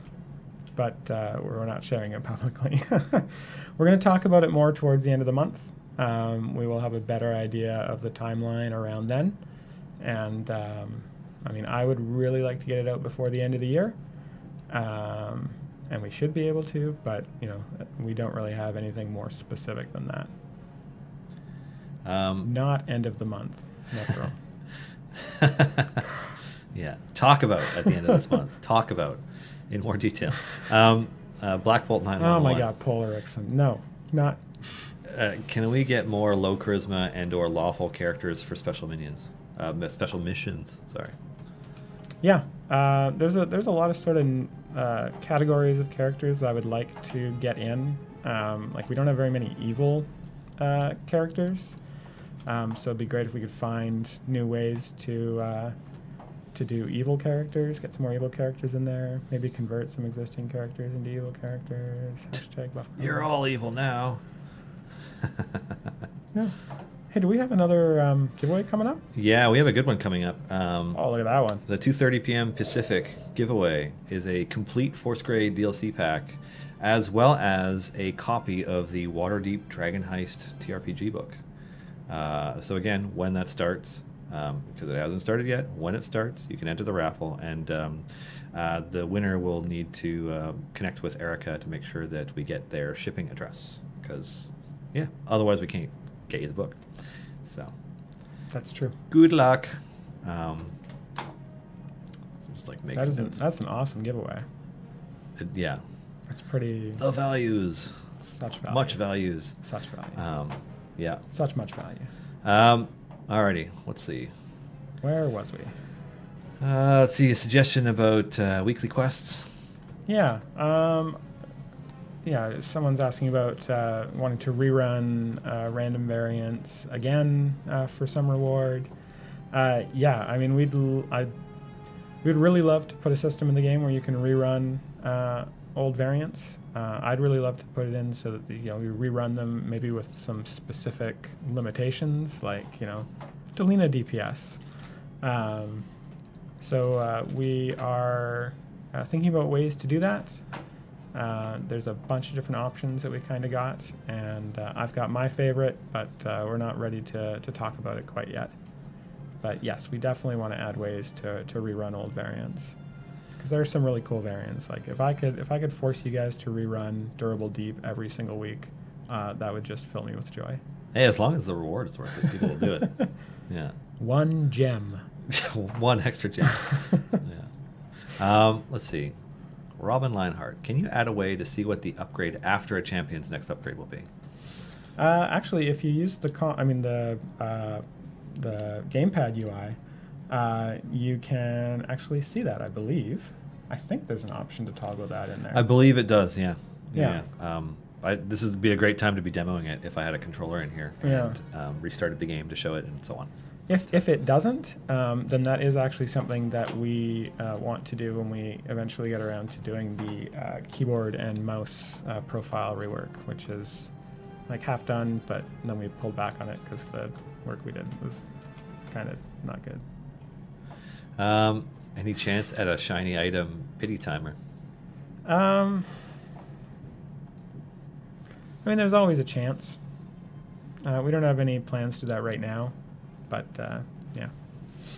yeah. Cherry Aber. Is a redesign of how shinies and golds combine being discussed at all? Shinies continue to be one of the most incentivized things in the game, but duplicate shinies are usually really bad. So I guess if you're a player who has purchased the $50 thing for an event champion and you've got your golden epic and your 5 shinies, if you buy any more in $10 increments or higher, you get like disproportionately lower increases. So yeah, unfortunately, like I don't know, we really we really don't want to incentivize people to like spend like hundreds and hundreds and hundreds of dollars on an event. Like, I know that sounds kind of counterintuitive for a business that's trying to make money, but like, you know, if you give us enough money that you have all shinies on an event champion, we're happy with that. Just like, please, like, stop buying things. So I mean, yeah, we don't really have any plans to buff up shinies and having like multiple shinies give you like 100% or 150 or 200% buff. Like, we're pretty happy with the balance of where that is. Well, that is a good looking dragon. Yeah, and it got rocked by this Grama Farida formation. Grama. Yeah, I'm just getting prepped. You must have the post tanking and healing update Grama there. Yeah, right. Tearing through everything. Yeah, I think it's just Grama's update, or Grama's a specialization with Farida's specialization. Double that damage. Just damage going back. Damage going back. And I think Farida is a pretty young champion too, so Grandmotherly Love probably gives her a decent boost. I didn't even think about that. Yeah. I haven't looked at that buff since Grama came out last year. Incoming effects. Age 19. Yeah, she would have the... Yeah, she's got the maximum buff there. Max buff from Grama. Yeah. Holy smokes. Just wait for the update, man. I can actually skip that question because we answered it already. Yep. That's kind of a weird one. Why does the achievement item level go from 250 to 1,000? Why is there no achievement for 500 or 750? You know, I think originally the achievement was just to get to, level 500, because I know at some point we went through and buffed up the item levels so they were more effective. So I think there's no achievement at 500 or 750 because we moved the one that was at 500 down to 250 and we didn't end up replacing them. So I mean, I can take a look at that. It's really easy to add those achievements in. Maybe I'll just do that. Add achievements. Silent Wolf wants to know how we got the D&D license. Which is actually, is that a question for Eric? This is a great Eric question because it involves tracking people down and hounding them for every single time you're in the same city as them. Yeah. With effort. Yes, a lot of effort. A lot of effort, a lot of convincing, a lot of showing of numbers to try and convince someone that it's worth their time. That'd be a great question for Eric. I'm sure he could spend 10 or 15 minutes talking about that. SS Rig 11 wants to know if we're going to add daily mutations for challenges. So yeah, I mean, that's very similar to some kind of modifier. What I was talking about before. Like modifier on old variants. I think that'd be really fun. Add some restrictions to those. Like, you know, is it possible to beat this certain variant with, you know, when this champion is your only one who does DPS, similar to the time to step up variant in this event. Like, what if Tyrell was your only DPS? Like, can you beat this adventure? What do you have to do to actually make that work? Oh man. Probably spam. Make him a bear. Spam his ultimate a lot. His ultimate's great, actually. I like it. Chuckle Style. Oh, they want to know about the Strix bug with their ult that can make things. Yeah. That can. Yeah, we end have a to run. we have to look into that some more. I know, like that has been one that's just been a pain in the butt. Like I know Mark's looked at that at least 2 or 3 times and like fixed it at least 2 or 3 times, but it still seems to pop up. So we'll have to take another pass at that because I've definitely seen those reports coming in. Nomison. Will the reducing and upgrades not just be a recurring theme then? Like if item level caps are raised? Yeah, I mean, yeah, we will have to eventually handle that sort of thing. I know, like in the gamepad build, you can just hold down the buy button, and it'll just go right to the end. So maybe something like that is a good sort of medium term band-aid for that, where you can just like hold down the mouse on the level up button, and it'll just go flip, flip, flip, flip, flip all the way through. And then we'll add that sound effect. I'll record it in here. Flip, flip, flip, flip, flip. And you can click the "that was easy" thing after. Exactly. Well, yeah, we'll go flip, flip, flip, and then it'll get to the end and go, bonk. That was easy. That's a great. I'm going to write that one down too. Now people think that I'm not taking these writing things seriously. No, he is writing them down. Flip, flip, flip, flip. Yeah. Let's see. Familiars and formation saves. Yeah. I gotta write that one down. Actually, that one does need to go into the new list that I'm making. And then formation. When there are only ranged enemies remaining, can we advance on them? Yeah. I don't know about advancing on them, but I think adding a champion who has an ability to like pull people closer might be kind of cool. Somebody who uses lightning lure? Like a kind of like a taunt ability or yeah, like some sort of command or something to just get people closer to your formation so that Strix can stink them up. Let's see. So Garawar wants to know if we will be changing older champions so they don't have 2 completely different upgrade paths in terms of what levels they upgrade and how often. Yeah, that's something we're looking at in the tanking and healing update, where I'm just going through and removing a lot of the requirements for certain upgrades. So for example, Celeste has her healing upgrade and she's got her DPS upgrade or specialization. And we're basically, a lot of the newer champions, when you choose that, it basically just whatever the difference is there, like if the DPS upgrade is like 100% more DPS and the healing upgrade is 100% more healing, that's the only difference between the 2 specs. So we're going back through the champions that we're looking at for the tanking and healing, and we're basically applying that design philosophy. So when your Celeste is in the healing spec after the tanking and healing update, she'll just be just slightly worse at buffing than if she's in the DPS spec. So it gives you more variability. It's more of a slight choice. Like I needed just a little bit more healing to survive in this, and I will sacrifice a little bit of DPS for that instead of sacrificing all the DPS for that, which makes it like a really difficult thing to balance between those 2. Okay. Artifexy wants to point out that if you nerf Barrowin, you are also nerfing the already struggling Binwin. Have a heart. Yeah, poor Binwin. You know what? Binwin is awesome enough that he doesn't need Barrowin. You know what? He's a strong, confident dwarf who don't need no dwarf. On that note, speaking of dwarves, the next giveaway, there's no dwarves our second to last giveaway for the stream, is for one of all of the familiar DLC packs. No way. Chwinga, Gazer, Pseudo Dragon, Black Cat, Stinky, and Fairy Dragon. That is crazy. So somebody who doesn't have any familiars, hopefully, if they're the winner, will be very lucky in having suddenly all of them. So when that starts... Who okayed this? This is so much stuff. This is ridiculous. You know, it's funny because we have these like lists of codes that we can give away, and like we have actually barely been touching them. So, yeah. Anyways, but this time we're getting rid of stuff. We are going nuts. Yeah, it's a fire sale. You don't have a streamiversary every day. Yeah, or even very frequently. Yeah, and then we'll talk to the last one when we get there. Oh my God, the last one. Let's see. Question to both of you. Hypothetically, if you were to add Critical Role characters, which one would you add first? Not in Caleb. I would see. Actually haven't watched a lot of Critical Role, but I do know that Ashley Johnson, who plays Ellie in Last of Us, plays on Critical Role. Yep. So I would do. Well, sometimes, because she's the only one of them that has a steady gig on a television show. She's like busy doing. Yeah. So she films in New York, which is why she's almost never on the show this season. Right. But when they did their New York show, she was there.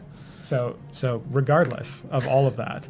I would have her on just so that we could do the design session. I could be like, oh my God, I love The Last of Us. What's The Last of Us 2 like? Oh God. Tell me about it. I imagine the NDA she's under related to that. And then is someone intense. would just like push me out of the room and be like, shut up. You're embarrassing yourself. And she does have awesome characters. Yeah. So. No, she's great. Yeah. Let's see. Deathly Hero. Champion upgrades. Will there be a formation type so we don't have to... What? Will there be a formation type so we don't have this huge pick one every time we level up our champion? I wonder if he's asking if you can like pick which. I don't know specifically. I mean, I know one thing that would be cool is if you could sort of pre-pick your specialization for each champion, so that you didn't have to like pick the specialization every like a time you toggle. level up. Yeah, like a toggle of some sort. Yeah. I think that's something to consider. There's some sort of weirdness to think about with that. Like if you forget that you have it on and you actually want to go the other spec, and then you have That's to what like the spend potions a of potion specialization are for, though. People aren't using them, so. Yeah, I don't know. It's something to think about. Let's see. Somebody wants to know if we would add a gallery to show off all of the monsters and villains. Yeah, actually, in the original design of the game, we had a bestiary. Bestiary? Bestiary? Bestiary? Bestiary? Bestiary? Yeah. We had a bestiary originally where we were going to have all of the monsters and guys in there, and you could see their tags and whatnot. And then we just kind of ran out of time and decided to make other parts of the game instead of making that part of the game. So, yeah, that's something that'd be really cool to do if we have time for it. But it's way down there on the priority list. Yeah, that'd be that'd be some work. Yeah. Sunstar DK wants to know who the other co-founder is. Well, that would be the great and powerful Dave. Yeah, he's the other person that I put the co-founder title under on the stream. Yeah, that's true. Yeah. All right, co-founder. Yeah. Shouldn't there be a dash in that? You know, it's funny. I've looked it up more than one occasion because on our website it has it one way, and then on like LinkedIn it has it another way. And I've looked at a few different things. It gets used both ways. You know what else you do? You can put an N in there, and then I'd be the confounder, which is equally legitimate. Yeah, that'd be sweet. That'd be really good. Yeah, our players would really appreciate that. Sunstar DK, does Hellish Rebuke damage armor if the damage is high enough? Yep, absolutely. If your damage is high enough, or the percent bonus to her DPS for Hellish Rebuke is high enough, Hellish Rebuke can chew through armored enemies. So she'd probably actually be really awesome for Durable Deep. She'd be great for Durable Deep. Yeah. She attacks 5 times. She reflex damage. Yeah. Yeah, she'd be really decent. Unfortunately, the sarcophagi and whatnot in Durable Deep do not attack. No. But, you know, her God, main, yeah, that her was main the part. ability was Every still time good. I'd leave that one to idle, I'd come back and they'd be on that level. And Yeah. they'd been there for who knows how long. Yeah. And then I'd use all the ultimates to clear the screen, and then I'd go away and come back. And you'd be like, Portland two Ace. more up. Yeah. Since we last talked, Justin, what goals are you most happy about completing, and what are your upcoming goals to the game? Hey, that's a good question. That's a You great deserve question. spoilers. Yeah. So I am most happy. You didn't say what goals I'm most happy about completing in the game. Oh. So I got married a couple of weeks ago, so that was really fun. I'm enjoying being married. I know you're married. Yeah, it's sweet. It's a cool gig. I actually like it. Yeah. It's weird. Yeah, me too. Yeah. Who knew? Makes me happy to come home to a wife that loves me. It's That crazy. is bizarre. Right? You never expect that when Yeah. you're getting married. Yeah, well, it's because you see your parents and you're like, well, they don't always love each other. No, I'm kidding. But actually, I think the new store, I think getting everything reorganized in there and being able to offer more stuff was really good. I'm trying to think of the last time I was on. I think it was July or something, so we've done June. quite a bit. June? Yeah. Because That Was Easy button was for you the last time you were on stream. Yeah. I'm really happy with how the tanking and healing stuff's coming together. I'm really happy with the content pipeline through the end of the year. We've got some really cool stuff coming, new adventures in all the campaigns, and I'm also very happy about how the event worked. I know we had a stream a couple of weeks or a week before the High Harvestide event came out, and that Chris was doing, and there was a lot of discussion about the tokens and the token costs, and doing both years at once versus doing just the second year, and how you gear up the champions. I think the solution we came up with for that was actually quite elegant and quite nice. So I'm very proud of that one. Yeah, and players have responded really positively to it. Yeah, that I've seen, anyways. Yeah, and then upcoming, like the tanking and healing update. I'm really looking forward to see what you guys think of that.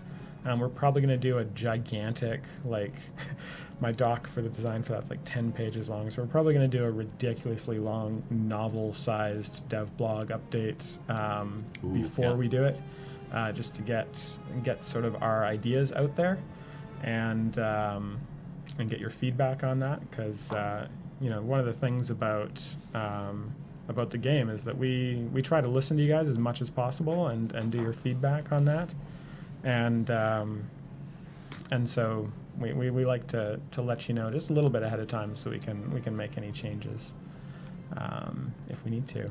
And Dylan wrote down beta test ? I'm not sure if we're going to do a beta test for the tanking and healing stuff. It's a little bit challenging because it's a little bit challenging for a couple of reasons, but we're definitely going to get some feedback from the community before we push it out. We're not just going to push it out on you and be like, surprise, you nerfed everyone. Yeah. Let's see. Very Cool wants to know when we're getting more upgrade levels. That is on the timeline. I'm trying to think of whether it is before or during the tanking and healing update. I am not sure about that, but it is coming up in the next several months. Yeah. So before we get to the next giveaway, I should probably talk about it a bit. Yes. This is a big one.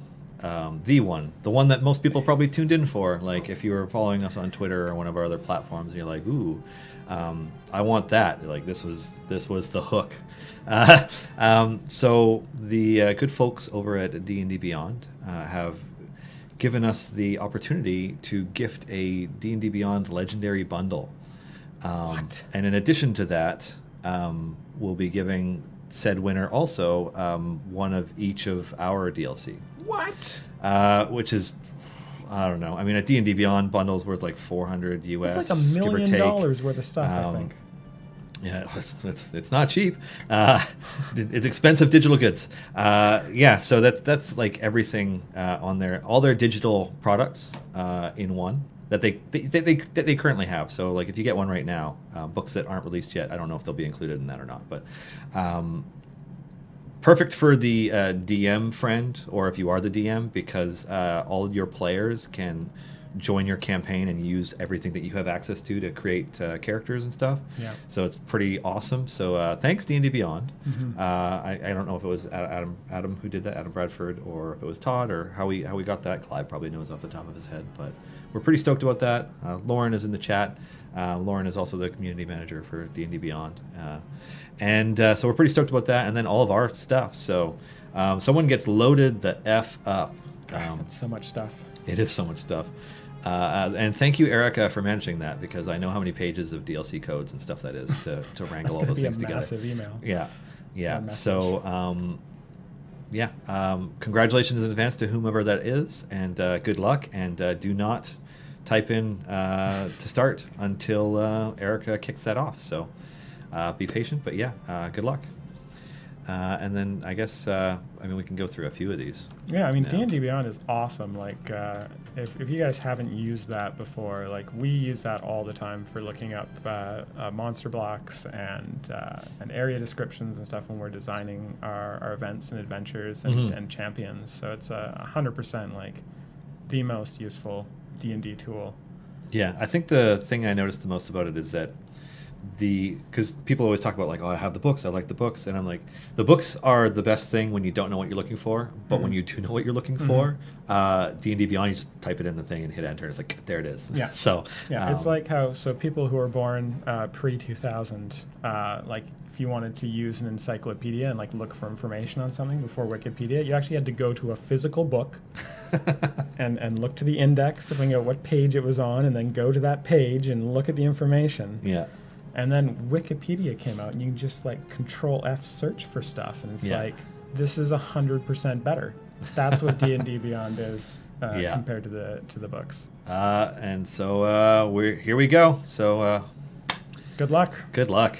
Yeah. Have fun. All right. GG. Let's see how many of these we can tear through in the next 5 or 6 minutes before the end of the show. Let's do it. Is Hellish Rebuke supposed to work on ranged or magical enemies? Yes, and it does. Do you think achievements for Calliope and Makos are too difficult? As part of the rebalancing, we are changing some of those achievements. Sweet. Royal Gentleman. Justin, idea. Time Gate exclusive rare champion that has a low chance to appear in your time gates only. Just in my time gates? Yeah, that seems... No. Yeah, cool idea. I don't know. What's the cooldown for time gate pieces? I believe it's like 5 to 6 days. Somewhere between 4 and 6? Somewhere between 4 and infinity days. Under a week, more than 4 days. Yeah. Let's see, another idea. Artifacts you need to build from multiple achievements or sources, time gates, etc. Yeah, that's a cool idea. I like Questing. sort of end game progression that sort of incrementally increases your power. It's a cool idea. Let's see, Crap Gulash. With the expanded field of familiars, is there any chance of a champion that interacts with click damage? Oh, excuse me, power-up squashing distractions, extra click damage after a champion attacks, etc. Yeah, it's a neat idea. We kind of avoided that in this game. I know in our other game, Crusaders, we've got a slot that's dedicated to clicking champions, essentially. We don't really have that in this game, but I think there's an opportunity to do that. We're open to doing sort of new things with new champions. So, yeah, I mean, I would never say never. What about distractions having a chance to drop gems or equipment or what have you? Yeah, we don't really have a plan to do that. Distractions are sort of purely just a minor bonus, and I think giving them gems or equipment or that would really ramp up their power a little bit too much. Candyman wants to know if we're going to do champion spotlights for champions that are reworked or changed. Potentially. I know when I was discussing the Arcan rework with Chris, he was like, we should just do a champion spotlight for this because this is essentially a brand new champion. Mm-hmm. So I think depending on the severity of the change, not severity, but the magnitude of the changes, potentially we will do a champion spotlight for the rework champions, but I don't think there's many of them that are getting as big of a rework as certainly as Arcan. Achievements for Evergreen. Yep, yeah, we definitely want to do that. I'll add that here. And this pen does not work. Add achievements for Evergreen. I kept looking down because of your handwriting, but also he actually did write that down. Everybody, just see. I did. Yeah. Let's see. Hopefully no one can see anything on there. A terrible idea. A terrible idea. Make it so you can't kill enemies too hard. Overkilled enemies come back. Like running of the swords, but more irritating. So like if you do too much damage, they do the reverse. I guess like Gib. you have to like slowly balance how quickly you level.